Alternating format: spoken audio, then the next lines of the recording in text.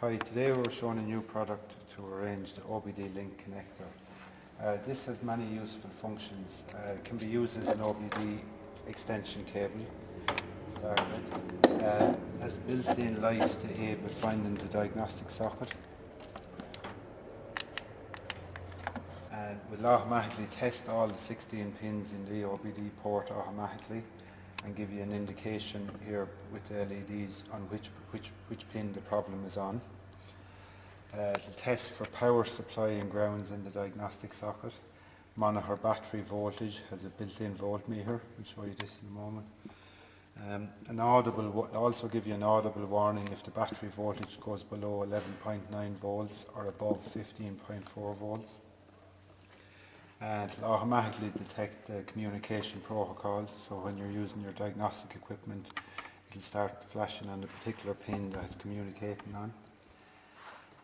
You can also use as a breakout box for when you're using your oscilloscope, so they're standard 4mm connections, so you can connect your scope straight onto it. You can test alternator voltage, charging voltage by viewing, just plug in by viewing the voltmeter. You can also use it as a data saver for when you're replacing the battery in the vehicle. So you just disconnect it to the diagnostic socket, this on here, and just connect it to an external battery on the ground. Then also you can use it as a power source for other devices, so if you want to power up some other piece of equipment inside in the car, you can have cables, connections made up to bring power from pin 16 and ground. Just bear in mind this is only a 5 amp max output, which is sufficient for most pieces of equipment.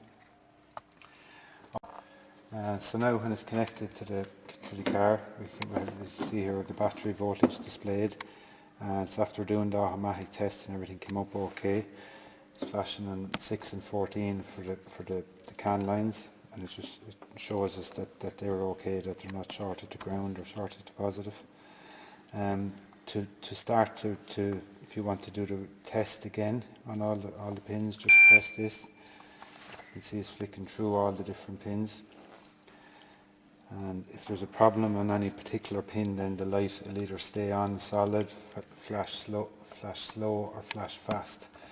And then you can go here where it gives you instructions on the back what the different flash rates mean.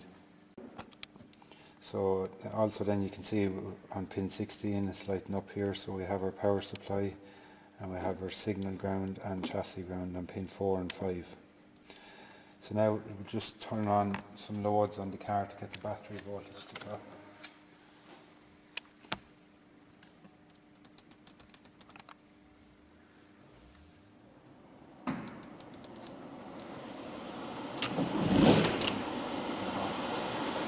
Just take a few seconds for the voltage to drop a bit.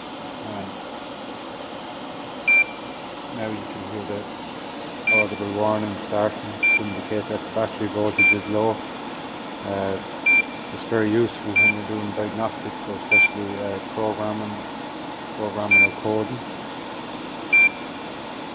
As we said, it will also give an audible warning if the voltage is going too high. Now here with the engine running, you can see the charging voltage. Lights lowered on.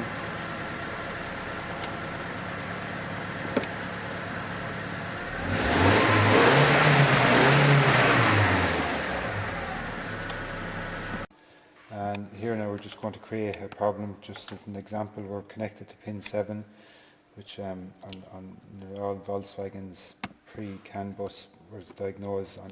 Everything was diagnosed on pin 7, and there were some problems on these cars where people, after fitting an aftermarket radio, mistakenly wire the K line to ground or to negative onto the back of the radio, and this then would short out this line and you wouldn't be able to communicate with anything on the car. So we're just going to show an example of this happening. So I'm just connecting here, but obviously the short can be inside in the vehicle anywhere. So we'll just do the retest now again. Again, it's going through each pin. Now we have the audible warning. and the light is lighting up on pin 7, and it comes up here with the red saying there's a fault. So now you can go to the back and see what the solid light means. So we're after shorting at the ground, so if we short positive, we'll have the same, we'll have the light blinking then to indicate it's a short or positive. So now we have our diagnostic tool connected into the OBD Link Connector. Now we're just going to communicate with engine electronics. On this particular car it uses the CAN bus 6 and 14 and pin 7 for diagnostics. So we'll go engine electronics, and now if you watch you will see pin 7 also start flashing in a second.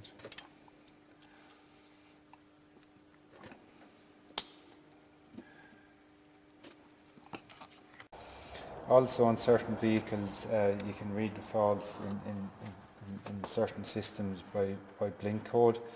So in some cases then you will be instructed on your information system to bridge pin 4 and some other pin in the socket, and then count the flashes on the warning light to get your fault codes. For this they have this little jumper cable with a micro switch, because in some cases they'll ask you to bridge it for 3 or 4 seconds, so you just press, you have this connected to the other pin, press it for 3 or 4 seconds. You have a second lead there as well. Sometimes you need to do this on certain Toyotas as well for calibrating the yaw rate sensor and different things in the ABS and electric handbrake. So that's really all about the OBD Link Connector. You can find more information on our website on the below link. Thank you.